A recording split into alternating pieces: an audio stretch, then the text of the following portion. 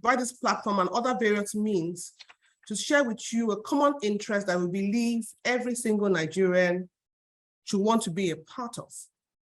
I'll just share with you some what we have on our website as a form of introduction to who we are and what we do.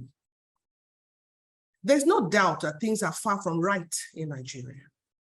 Our unity, security, education, healthcare, and economy are threatened. It's time to make Nigeria work again.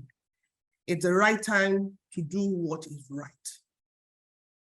The prosperity of any nation, and a great nation, Nigeria, is anchored on the values and the uprightness of the people and their leaders. We must reawaken and entrench uprightness in Nigeria and reject the pandemic of lawlessness that pervades our national life. The Doing Right Awareness Initiative is a national movement of like-minded Nigerians who understand the actual damages that lawlessness and moral decadence have done to our nation. The imperative of reversing it is joining in developing a movement to initiate a rebirth, new mindsets, and where every Nigerian sincerely desires to do right everywhere at every time. I'm sure like me, you're tired of sitting on your armchair and just debating the topics and just talking about Nigeria, Nigeria, Nigeria. And you want to do something that can add value towards the direction you want Nigeria to move in. Enough of armchair discussions. I will state up front right here, we are non-religious, we're non-partisan, we don't follow any political party. We're just simply Nigerians who love our country and want our country to work well. And we realize that rather than pointing fingers, the thought that are pointing back at us are pointing to us to be involved in making the change. We believe that in every sphere that we work in, whether we're students, whether we're workers, whether we're young children, whether we're adults, each person plays a role in making Nigeria great again. And it starts very simply with us doing right. The last, I think this is the 4th month now, so the last 3 months, we've discussed several topics around this concept of doing right. The first one talked about what does it mean to do right? And we have that recorded on our Twitter channel. So if you want to go and listen to it again, it's there recorded. The second one we had talked about doing right in the family. And on each program, we have people who will be anchors in terms of discussing the topics, but everyone here on this platform is encouraged to contribute. There's not one script or no one answer. We're all working towards ensuring to see how we can improve things. Last month, which was the month of August, we had a topic on doing right in schools. And that was the first phase of it. Today, we're reinforcing that topic of doing right in schools. And like I mentioned, what will happen is that we have people who will discuss. We have 2 young men who have finished school and who have some wealth of experience to share, because you cannot talk about what you have not worked in adequately. We believe they will be able to contribute adequately to this topic. And they will be sharing of their own experience or what it takes to do right in school, looking at the circumstances that we have around us. Note that we're going to continue, by God's grace, till the end of this year, to ensure that every month, towards the last week, we have a topical issue where we can all contribute our discussions, our thoughts, and encourage one another to do right. So once again, I say again, welcome again, everyone that's come on board. We're pleased to have you on this platform, by the Doing Right Awareness Initiative. And to do justice to this topic this evening, I have 2 young men, like I mentioned. The first one is Bonifrey. Bonifrey, I saw you a second ago because you were, in fact, there he is. He came in very early, Bonifrey. And I also have another gentleman called Clinton. In 1 minute, they will introduce themselves. I'm going to start with Bonifrey. Bonifrey, can you show your face and talk to everyone on the platform? Who you are, what you do? Just a minute. Go ahead, please. My name is Bonifrey, and I'm a Pan-Atlantic student. I'm 400 level. I just got my 400 level, and I study mass communication. I also do Google advertising and monetizing. I also do video editing and cinematography. Awesome. You Yeah. can see their side hustles going on now, as well as him reading hard and doing well in school. It's a pleasure to have you here, Bonifrey. Thank you for joining us this evening. And Clinton, you want to introduce yourself, please? Yes, ma'am. Good evening, ma'am. Go Can ahead. you hear me? Introduce yourself in 1 minute, who you are, what you do. Okay. Good evening, ma'am. Good evening, everybody. It's a pleasure to be here. My name is Ojo Edokwayi Clinton. I am a Pan-Africanist first, and I'm a pharmacist and an art curator. Yes, so that's what I do. Can you repeat that again so we can understand? Say it again. You said what? You're what? I'm first a Pan-Africanist. There you go. Pan-Africanist. There you Yes, go. and I'm a trained pharmacist. Okay. And I am also an art curator. Awesome. Yeah. Awesome. So diversity is in the house this evening. And we're talking about doing right. Just to talk about our vision. Our vision is to reawaken and entrench uprightness in Nigeria. To reawaken and entrench uprightness in Nigeria. I'll go later on to talk about our mission and our objectives.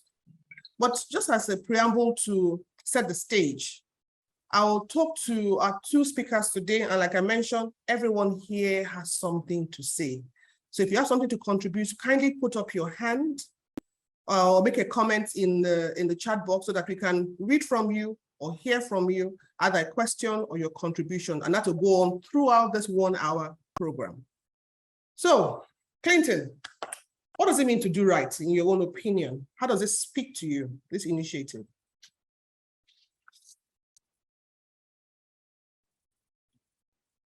Okay, you are muted, please. Okay, go ahead. Go ahead, please. Yes, when I hear do right, it takes my thought back because the word right is relative.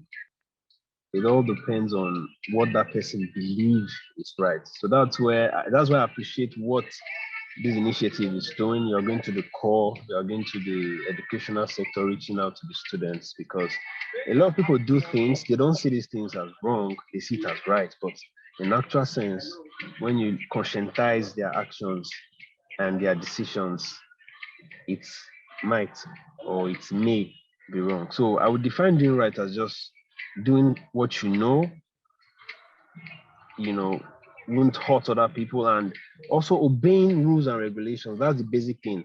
It is rules that says that something is wrong or something is right. So if you're in a place, maybe in an organization, in school, in a firm, in a country, in a state, in a society, and they say, this is our rule, you are meant to abide by those rules and abide to it well and effectively. And that's what makes you a responsible person. But when you deviate from rules that bind in an area, that means you are doing wrong. So I believe doing right is just when you're in a place or in a setting, just obey the rules, that bind in that particular area and at that time.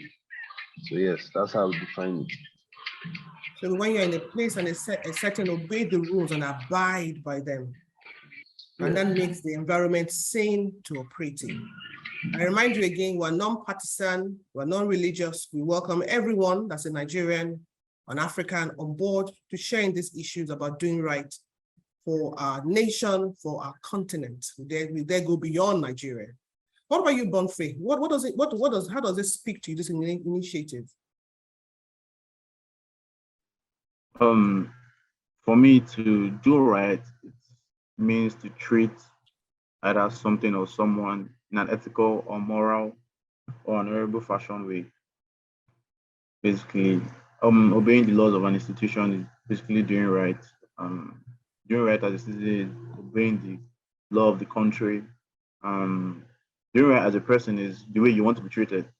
Because if you do right, somebody else will do right to you too. So that's why I feel do right. So going back to those rules and policies, we talked about being obedient to what has been laid down as a law. Okay. Yes. How many times, and I'm speaking to everyone here, not just the people that have called to just lend their voices, as special guests. How many times have you sat down in your chair, in your homes, wherever you are, and felt the frustration about how we're going as a nation. This is an opportunity for you to lend your voice, play your own role in making a change in our great nation. It doesn't always have to be a big bang for the change to have to start. It starts with you. It starts with me. It starts with us developing that consciousness to understand that if we continue the way we are going, we will never get to the destination that we hope for, not just for us, for generations that are coming after us. So these foundational concepts that we're talking about are meant to now begin to entrench in our system, in a way of working, a manner of speaking, the way we treat one another, the way we engage in our homes, the way we engage in our offices, the way we engage in schools, which is a topic for today. We want to reawaken and we want to entrench uprightness in Nigeria. Once again, you're welcome. Good evening, everyone. Thank you for joining us this evening. We're the Do Right Awareness Initiative, and our topic for this evening is doing right in the school. And we have two people that are anchors to talk about this, Bonifrey and Clinton. But like I said before, everybody on this platform is welcome to raise your hand, lend your voice to this initiative, and make a comment on this topic about doing right in schools. So let's jump right into it. Now you leave home. Okay, in your case, Bonifrey, you have, who's finished? I think is Clinton has finished school, okay? So you leave home from the comfort of where you have some form of control, right? And you go to university. And most times in university, you're not a day student. You're flung right into some kind of world that you're not used to. So regardless of whatever training you've had in the past, this platform, like I said before you, now tests who you really are, your core, your essence, and how you react to various things around you. Can you share with us very quickly your first experiences leaving that four-wall structured environment to a place where now I'm an adult, you know? I call my shots. I can wake up when I want to wake up. I can do my work when I want to do my work. What was that experience for you? And what I would love us to do is to have real life experiences that we share, so that as we're learning, it becomes very practical. Clinton, you're unmuted. Go ahead, please. You're ready to go. Yes, ma'am. For me, I would just say this. My father used to tell me, the day I was to resume school, he had a little pep talk with me and he said, my son, you must understand that the university is the city of the universe, because it brings together people from different places, different backgrounds, and different orientations. In that place, you are to influence and be influenced, but choose what influences you. I've started by giving that speech. So if you look at how life is structured before graduation, right from kindergarten up until primary, secondary, and then university, you first look at time. There's a time to resume and there's a time to close. And you have to be punctual. And most schools say 7:38. And if you look at the working environment, it's also the same time. So they're gradually building you into becoming a responsible adult that will keep to time. So that's basic time management. When you become an adult, time is everything. There will be appointments, there will be meetings, there will be agreements when you get to work, and you have to respect those agreements. And more than following the moral and ethics of practice, I've also learned that your own character as a person, the way you see the world, the way you react to situations, can make you find favor in life and in your working environment. Yes, while practicing as a pharmacist, I did my job diligently. Intellectually, I did my best to ensure that I was always updated. And when I dealt with clients, I dealt with them. They were always satisfied when I was done. But I realized that everywhere I worked, because I went around practice, I just wanted to get it off. Pharmacy has industrial, pharmacy have community pharmacy, pharmacy have administrative. So I worked in the industry. I was a production pharmacist. We were doing pharmaceuticals. And afterwards, I went to do community practice where I was meeting with people day in and day out. And I observed that when I stepped into, I worked in two premises at different locations. I did it on purpose. When I worked in the first premise, I realized that patronage increased drastically. And when I left there, I wasn't sent out of that place. I went there because my senior colleague, who is the PCN, who was an ex-PSN chairman in my state, he had some issues with his health at the time. So I just finished my internship. I was looking for a place to practice. So I got there and the business wasn't doing very well. He was the pharmacist at that place. So I called him and said, sir, I came to get some drugs at your place, but I realized that there's no pharmacist around. So he told me he had some issues with it. So that's how I got in there. And when I worked for 2 weeks. Going to the question at hand, and looking at yeah, how your own experience, when we were talking about doing right in the school. So I know that you are a recent graduate. Sorry. So you're I thought you were saying after school. No. Oh, sorry. Look at your experiences. Sorry, but we got someone that's fresh out of school, someone that is still in school, which is Bonifrey. So and I talked about leaving the comfort of whatever structure you had before, and now being on your own for the first time for most people when they go to university. What was the first impression that that impacted you? You talked about influencing and to be influenced. I think you mentioned that as well. Yes. So just in the next 1 minute, just round up on that, please. Thank you. Okay. I'll do it really fast. Yeah. So it was exciting for me, and it was also a bit scary because I didn't know what to expect. And when I resumed school, I remember vividly that I just got to meet a lot of people, and I got to make a lot of friends, and I wouldn't lie, I got influenced in my 100 level. I wanted to see how life was because I was free, so I wanted to party, etc. But those things began to affect my grades, and pharmacy is a very tough course.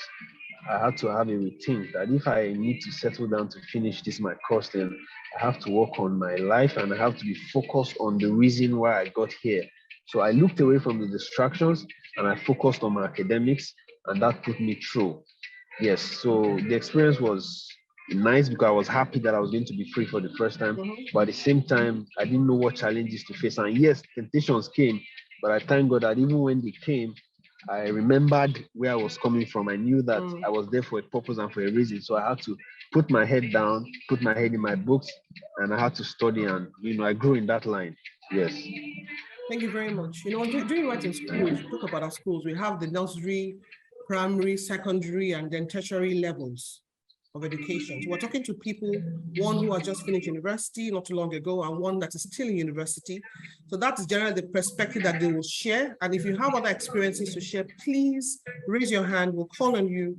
And if we don't, put a comment in the chat box so that we can actually get across to you, please. We want to hear from you as well. So what about you, Bonifrey, very quickly? Can you share your first experiences just like Clinton has? Is it similar? Is it different? My own experience at university first was the first day I got into school. My dad told me, please do not influence anybody in school. And because of literally my experience from secondary school and everything. But along the line, it became easy for me to know the difference between right and wrong and how to control my overwhelmness of people. So I made a lot of friends. Everybody knew my name, but at the same time, I needed to control that way the people knew my name and make good use of it. That's basically it. Hello, have you stopped talking? I don't know if I've lost you. Okay. So you talked about that first freedom kind of feel. So it's a general kind of thing that Clinton talked about. Yes. Your own, making your own decisions and being left to your own rules and caprices of how you want to live your life. And then you realizing that you need to set track. Now, when we look at education, a lot of things have been said in terms of foundations that have been laid by parental guardians with regards how children enter school. I listened again to the last recording on this topic last month.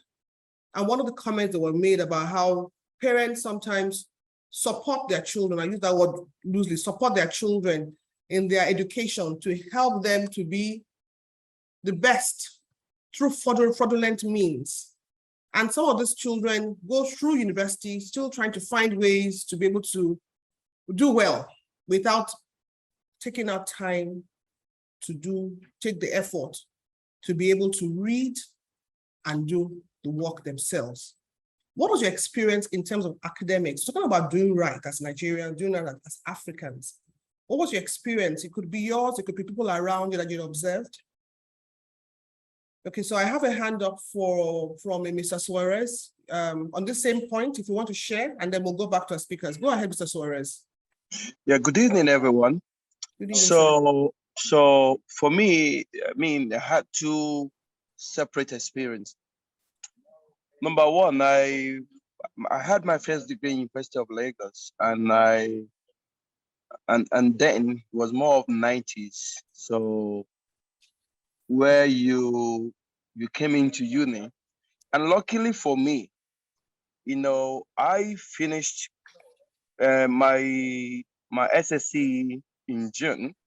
So October, I was in uni because prior I already had my my GC and my JAM, so which enabled me to actually enter uni before our result come back in the next 1 year or whatever.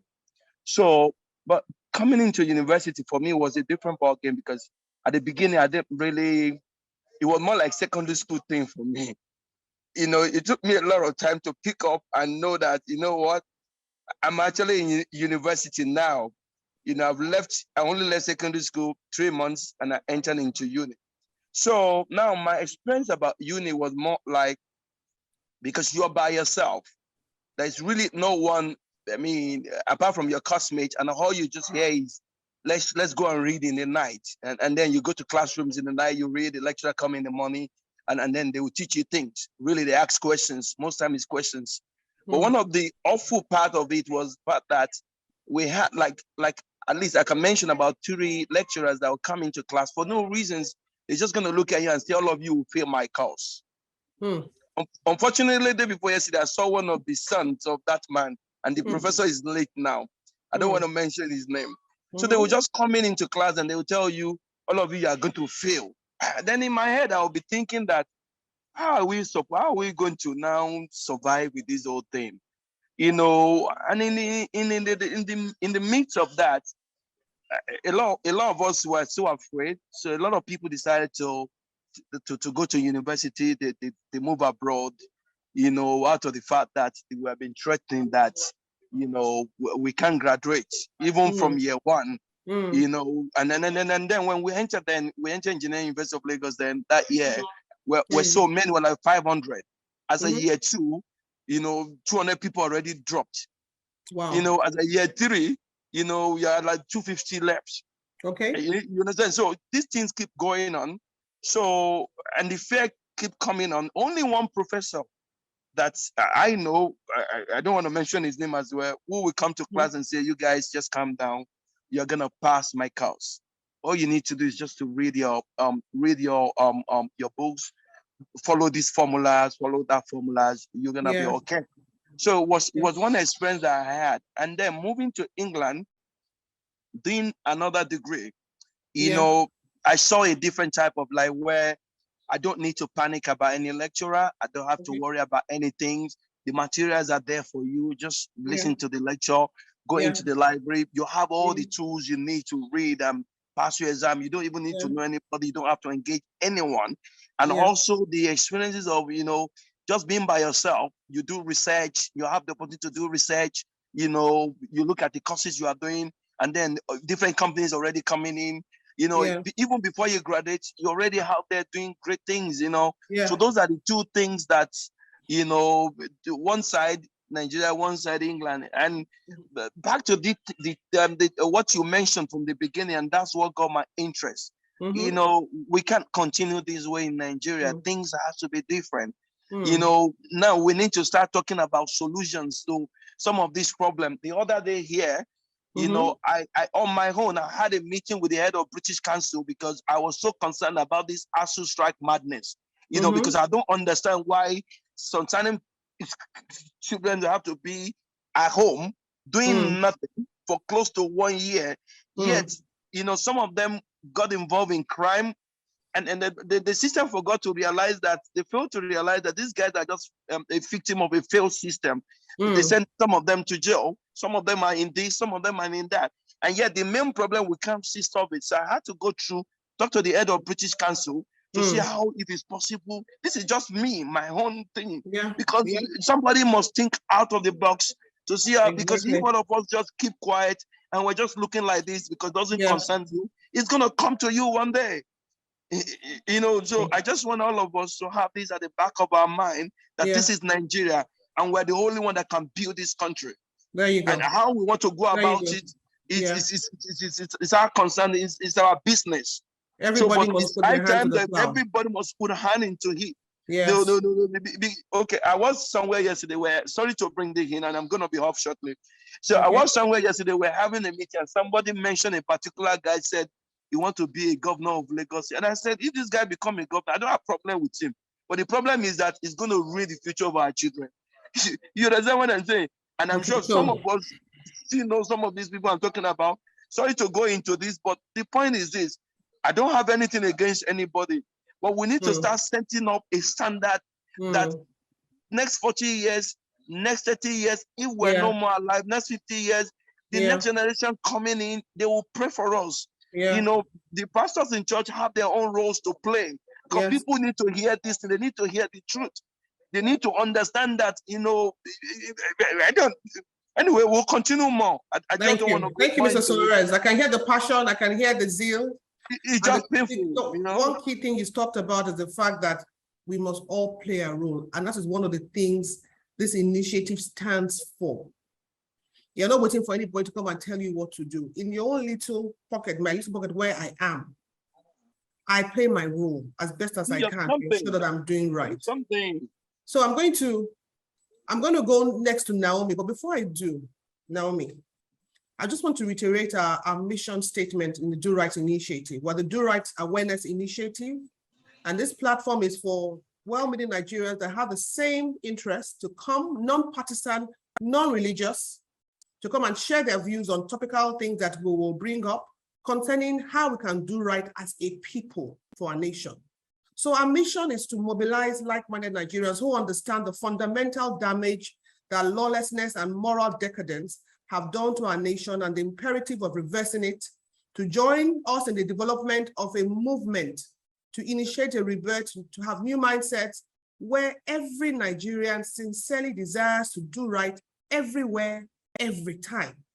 And Mr. Soares gave us an example of his own passion and then taking a step as an individual to try to mitigate against something that he's passionate about to make things right in Nigeria. Naomi, Kadiri, we have some students here, and I would love to hear from you as well, just like Clinton, and then we have Bonifrey as well. Naomi, please unmute your mic.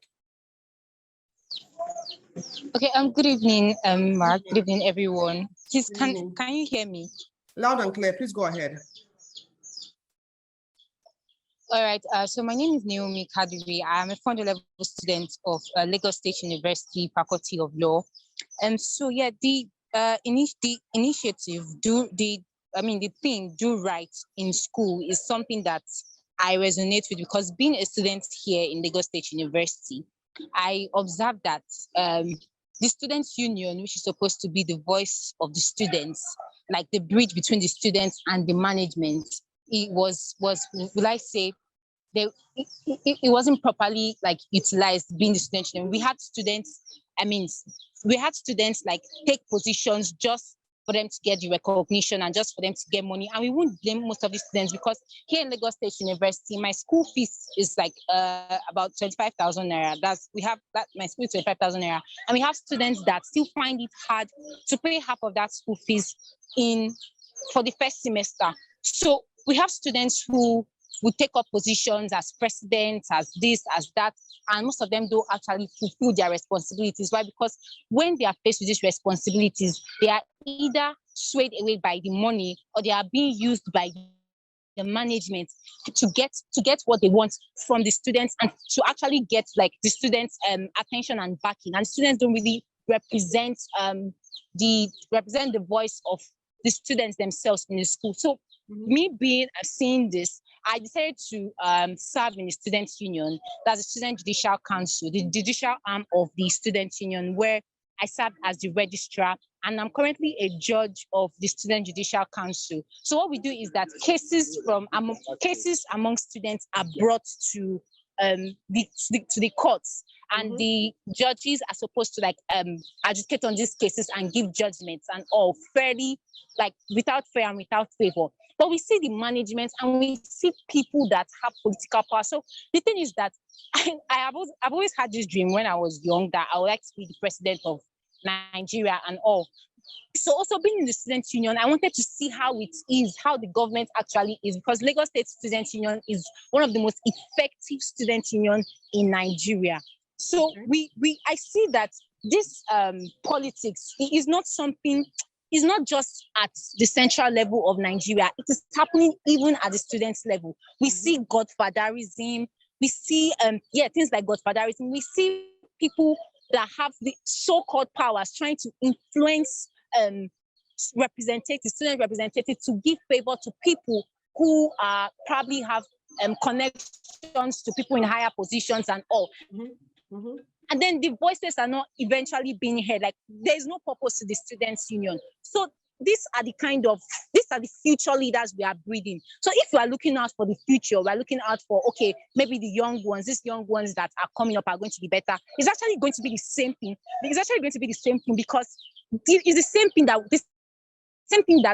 people are complaining about at the federal level is what is going on even as students. So me being there, at times I get very, very frustrated and I'm like, I don't want to do this anymore. But if people like at least people like myself decide to leave, then it will continue, the circle will continue and it will only get worse.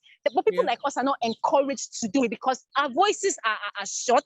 Like we either you follow or you go. And if you go, they don't hear much about you. And also that's like one of the things that affect, in fact, students are not able to do right. One, because they have to make a name for themselves. Because a lot of them are coming from a lot of places. Lagos State University is a state university. It's a university for different kind of people. They have the poorest set of people and the richest set of people. So the poorest are trying their best to make their way to give themselves like a good standard of living. And to do that, if doing it the right way will not give them that standard of living, then they will rather do it the bad way so that they can have at least that recognition and that position and make some money, which is actually how have you survived in the thick of this? Because what you just described now is a reflection of the global reality that we're having today, which is one of the reasons why this initiative has been formed. Okay. Yes. And it's a very clear realization that our foundations are critical. Yes. Because if you keep on reproducing the same thing over and over again, you cannot expect anything different to come out. So I'm a firm believer that whether you're 60, whether you're 2, whether you're 100, you can change. Yes, ma'am. And the influencers that will make that change are people like you and me that stand for something and want to make that change. So in the thick of what you just described, which can be symbolic to our nation today, how have you survived? How do you thrive? What motivates you? All right, thank you very much, ma. So yes, first thing, there is the vision that I have, there is the purpose that I have, there is the goal that keeps me going, the dream that, I want to see a better Nigeria, I want to see a better country, I want to see my country better, because I know that we actually have the capacity, the skills to actually make this country better. So first thing is to get your destination for me, and the second thing is to get the right people on your bus. So getting the right people on my bus is finding like minds in the school. So yes, there is a lot of corruption, there is a lot of there's a lot of there's a lot of corruption and all, but in the midst of the rough, there'll be diamonds. So I try my best to find those diamonds amongst myself. Of course, people that are not of my like mind will not want to associate with me. Mm-hmm. It's people that are of the same like mind with me that would associate themselves with me. So I try to get the right people on the bus, even though we are few. So we start from somewhere. So when we get the right people on the bus, those that are coming in, students that are coming in, we try to influence them to play, since there's already a bad foundation.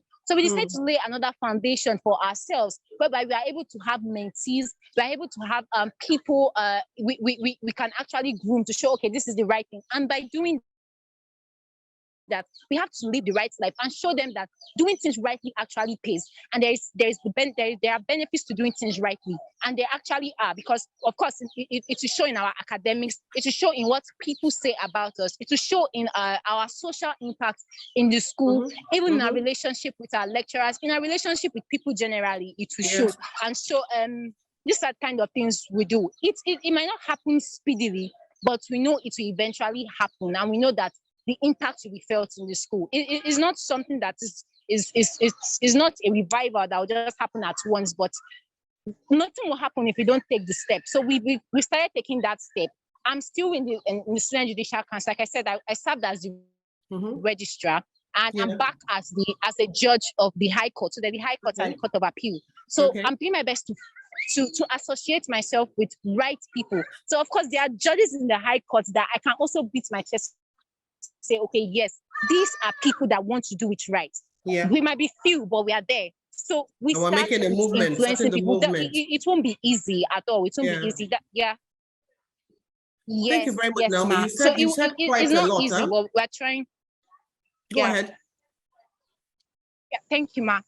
Yeah, it's not easy, but we're trying our best to see how we can link up with the right kind of power that would, put us in a level whereby the voice of the students are heard. The right kind of power in the sense that we don't need to go through one unnecessary godfatherism, corruption, and all of that. The right kind of power, even if it means having a foundation backing us up, doing some things that will give us worth in the school. Yes, something like that will give us worth. And also it's a dream that we surely want to see come to pass, and you definitely will here in Lagos State University. And we pray so too. That's a good testimony she's given. So in the face of the adversity that is being faced, she talked about vision, purpose, drive, belief, looking at capacity, associating with the right like-minded people. And if you listen to Mr. Soares as well, what did he do? He looked for someone of like mind to approach to discuss with. So one of the things that we will know is that the children that we have in schools today are the leaders for tomorrow. And if the foundation is not corrected, we replicate exactly what we have now, sometimes even worse. And that we don't want for Nigeria at all. And that passion, that drive that a few people have should now galvanize to a point where a lot more people join that bandwagon. You find in any population, whether it's in school, whether it's at work, that there'll be voices that are stronger than others. It doesn't mean that people, they don't believe, but they don't have the strength or the conviction to make their voices heard above the rot that they're seeing in that environment. One of our speakers talked about the school environment and the teachers coming to talk about the fact that you've already failed, initiating what? Some form of negotiation so that you don't fail. Okay, those are the kind of things we talk about trying to correct within our organization, within the school environment, so that the children have a clear foundation. And our primary schools, don't say that they are too younger. It starts from every single level. As teachers, as parents, in supporting the children to understand the foundational things that are right for any nation, for any person to stand on. We have an obligation to teach the right thing. You talked about education and parents giving a false foundation of children because maybe they feel they can't do well enough.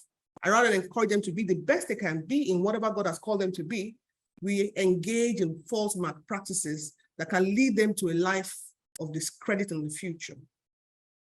What are you doing about it? I mentioned again what the Doing Right Awareness Initiative, and our mission is very clear. Our vision is to reawaken and entrench uprightness in Nigeria. We have 6 objectives. I'll read them before we end. But it's important for us to understand as individuals, we have a part to play. And I have Nafisat's hands are up. Nafisat, you want to make a comment, and I'll go back to Clinton and maybe Bonifrey to make a comment on a question I may ask very soon. Clinton. I'll get to you soon. But Nafisat, I'm going to ask you to please unmute your mic and just give us in summary what you want to share about this topic, doing right in schools.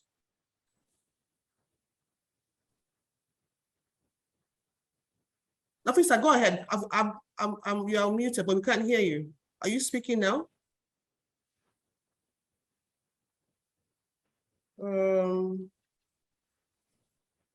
I'm sorry, I can't hear you, Nafisat, if you're speaking. So I'll come back to you. Maybe you want to make a comment in the chat box, because for some reason, I don't know if anybody else can hear her, but I can't hear her. Okay, so I'll pass on for now, and then we'll come back to you, please. Don't be offended. We just couldn't hear you. Okay, so now, Bonifrey. Are you there, Yeah. Bonifrey? Yes, I am here. Peer pressure, okay? You know, when Naomi was talking, she just gave the picture of Nigeria as it is today. So there's a level, at every level you go down to, you see a replication, right? Yes. Of the nuances that happen that you interact with people. What kind of peer pressure occurs in school around you, and how have you coped with that? You want to give us some practical examples of your experience or experience of people that you know? Peer pressure. When I first got into school, I wasn't the type that used to go out a lot. I was more of an indoor person, Okay. mostly in my room. And well, I met these people, new friends and everything, where they were the ones who they went out every Friday. And every time they are going out, they're always telling me, let's go. And I'm like, I don't feel like going, I'm tired. I always give an excuse. But it became so much that one day I just gave in, and I was like, okay, let me just follow you people. And that experience, the first experience wasn't nice at all, because I had to handle two boys that were drunk. And that was not an easy thing for me, because this was the reason why I was avoiding going out with this kind of people, actually. Because if something else had happened on the road where they were not in their normal state, it will be on me that I followed them, and I'm the one that's still here. So, and at the same time, I've gone out with friends who wanted me to either drink or overdo myself, but at the same time, I just had to caution them and tell them that this is not me. I don't go past my limits. Once I see that I'm all right, I am all right. Don't try and force me to do what I don't want to do. And basically, yeah, I've had friends like that, and I've conquered them by just giving excuses, basically. By just doing what? Giving excuses. You conquer them by giving excuses? Yes. Okay. So that's the only way that I see that they see fit to leave me alone. To leave you alone? Yes. You make a way that you can have peace around that. I don't know if it was you or Clinton that mentioned that when you are going to school, your dad mentioned to you, you are going there to influence and to be influenced, right? And then you do what you choose. You have a choice to make in every decision that you take. You have a choice to make in how you're going to go forward. So the comments I have here said that Naomi has spoken very well, and I have a Dr. Kalistos Akinleye, a public health physician at Osun State University of Osogbo. Would you care to lend your voice to this topic for 1 or 2 minutes, Doctor? I'm asking you to unmute if you don't mind.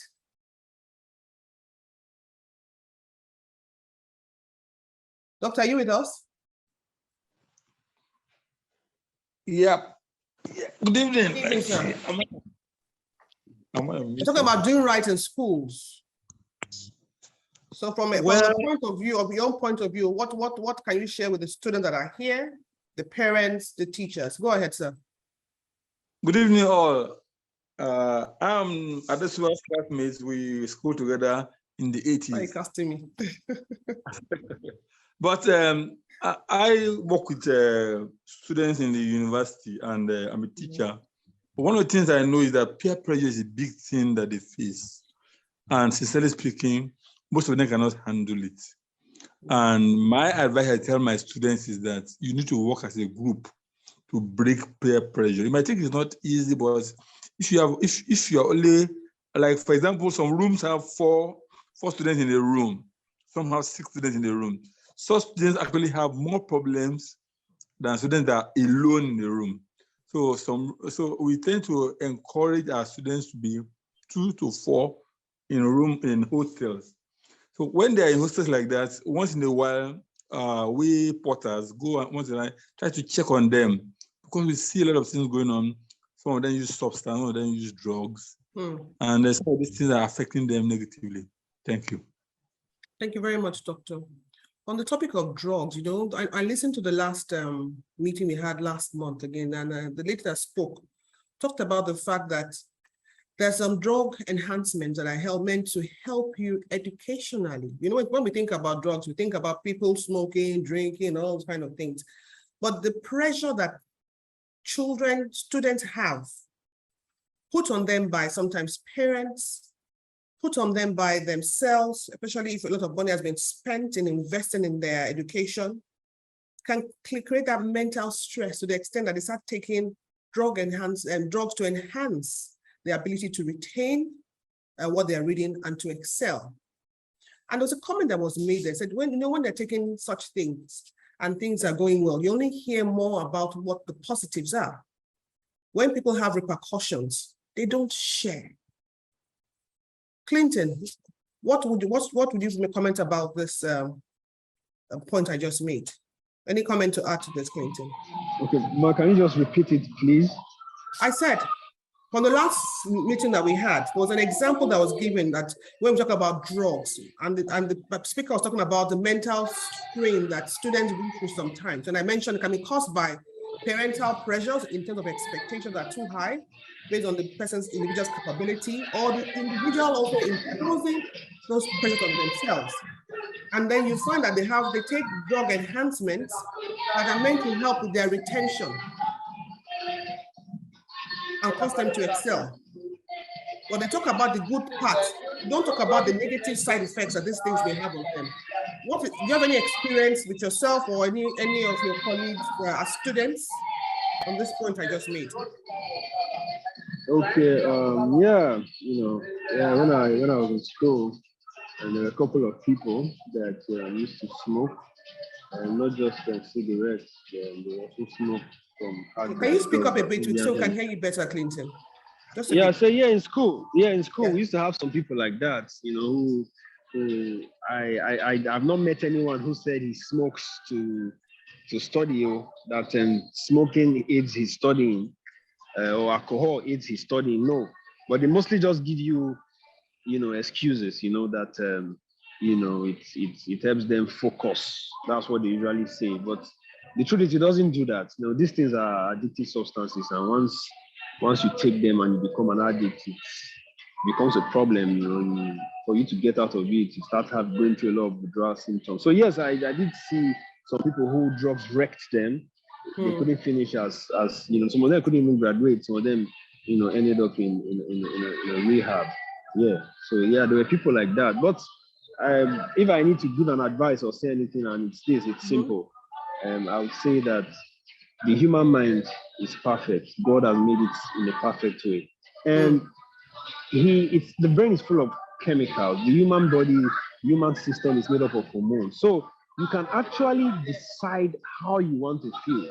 So when you want to be happy, you don't need drugs. You don't need drugs at all. You can leave your immediate environment. You can just take a walk. You can do things to just boost these hormones.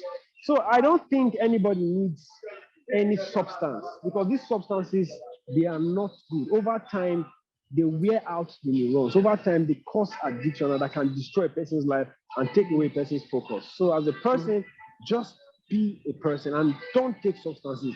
You don't need substances. That's my advice that I would always give, because all through my life, I would confess, and I don't want anybody to be influenced by what I am saying now, but there was a time I used to take a lot of alcohol, and I even tried smoking, and that was the 100 level when I was distracted.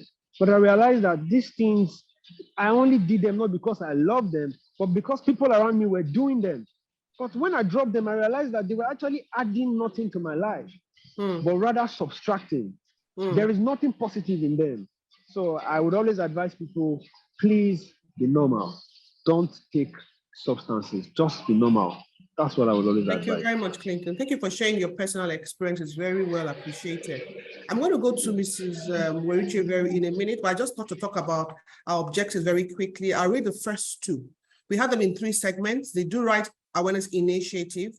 Our objectives are to enlighten, we have the Enlightenment Campaign section, advocacy and mass mobilization, recognition and role modeling. So we have a long journey ahead of us in terms of this initiative and things that we want to introduce.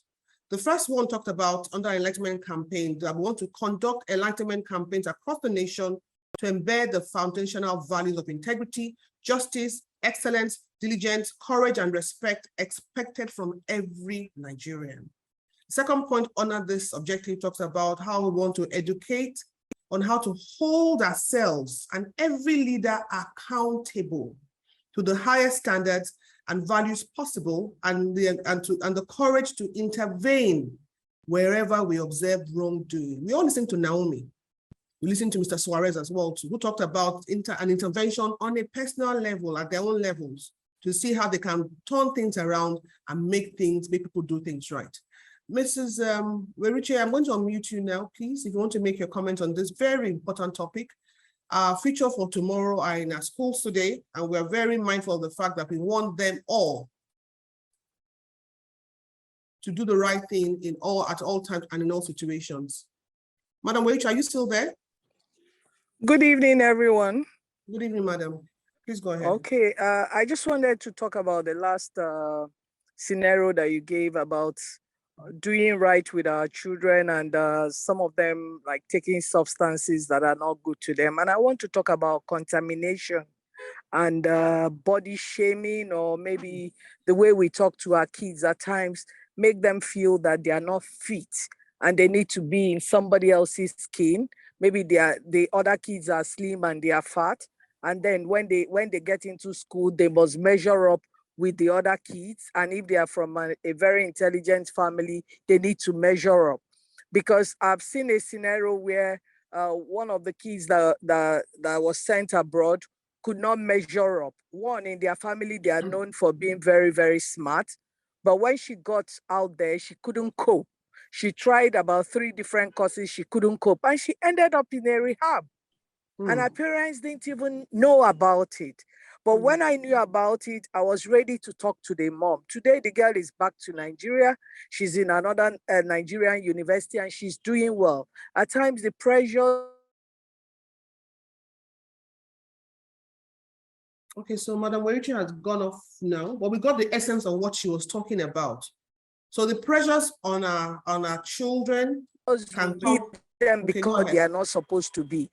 Okay. Yes, please. So as parents, we need to all monitor our children and know that they all have different talents that we could celebrate. So you are going in and out, but we got the essence of what you were saying. The fact that as parents, as wardens of children, we have a responsibility to ensure that we engage with them at a level which they can operate in a mental state that they can be fully functional, very important. We're preparing our leaders of tomorrow, and we're laying the foundations of encouraging them to do the right thing in all situations. One point I will mention here is listening. Whether as teachers, whether as parents, whatever form of guardianship you supervise, listening. Listening, yes, sometimes we want to correct immediately because that's how we were trained. So you say something that's wrong, immediately reprimanded. But in the era that we're in now, with the environment within which the children are operating in now, we need to go deeper. We need to hear. We need to understand. Not agree all the time, but understand. And prayerfully give advice. One thing is clear. Our children, as they grow older and they become adults, they will go off on their own at some point.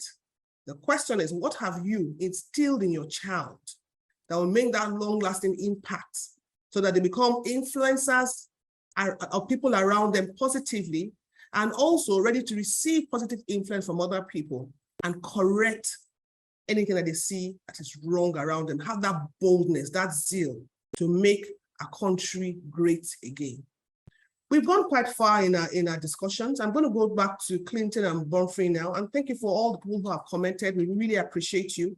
This topic cannot be done justice in 1 hour for sure. We know that for a fact. But just by talking about it, we should bring that awareness to each individual to think about what can I do where I am now, not tomorrow, now. In the next second, what can I do? Clinton, what can you do? Very quickly, we're summarizing now. What can you do, Clinton? I don't see any other hand ups. Yes, go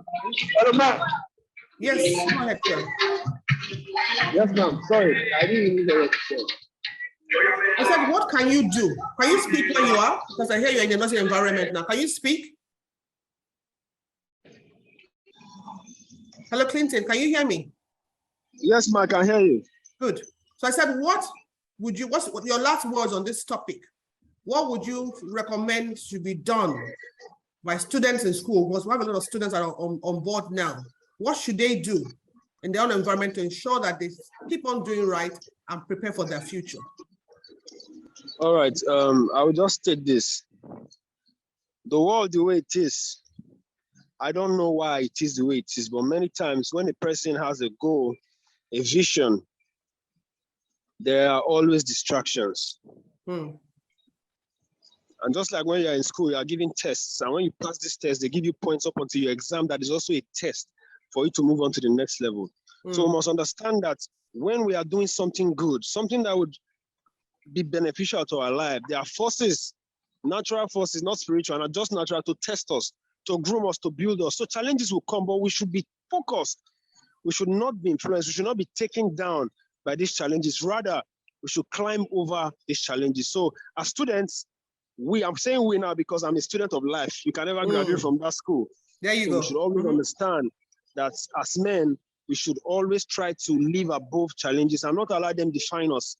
But we must define our lives, define how we want to live it, and not allow the world define life to us.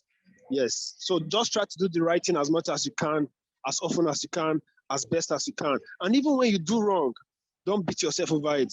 The next step should be the right step. No matter how far back you have walked, the day you turn and walk right in the right direction, that day is the day your life has begun. So that's my advice. Thank you very much, Clinton. Bonifrey, thank you so much, Clinton. We appreciate you. Bonifrey, I'm looking for you now. Yes, I'm here, ma'am. Oh, go ahead, please. Yes.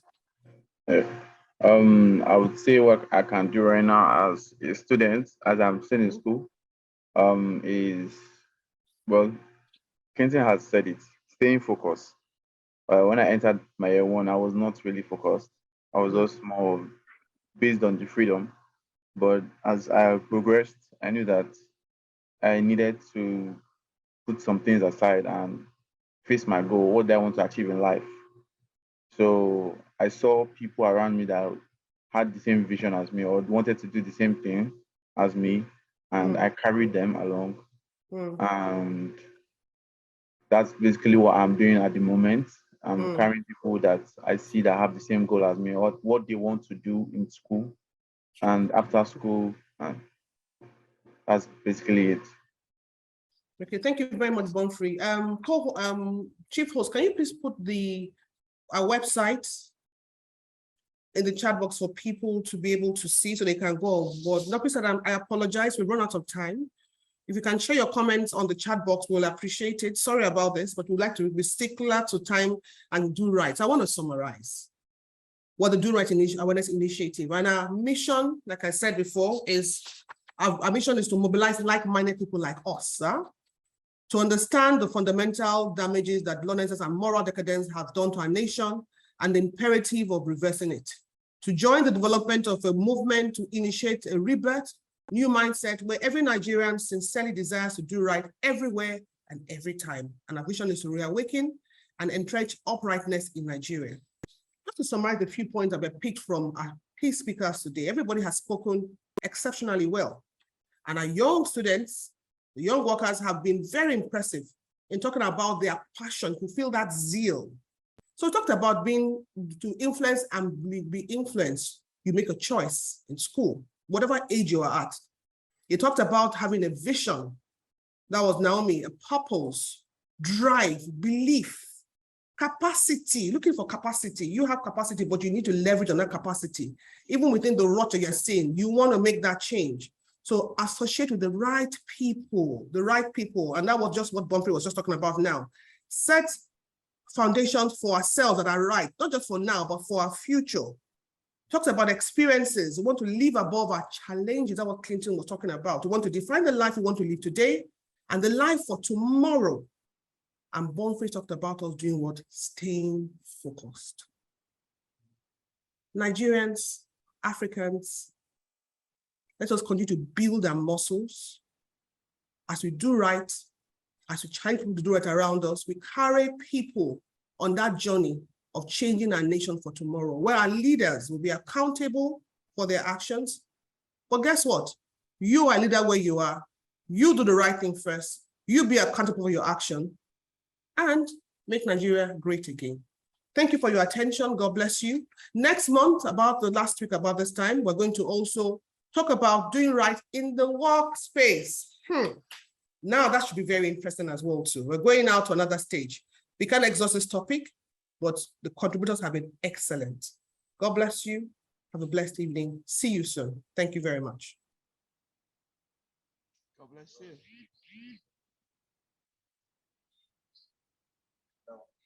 God bless you. Thank you very much. Excellent. Well done.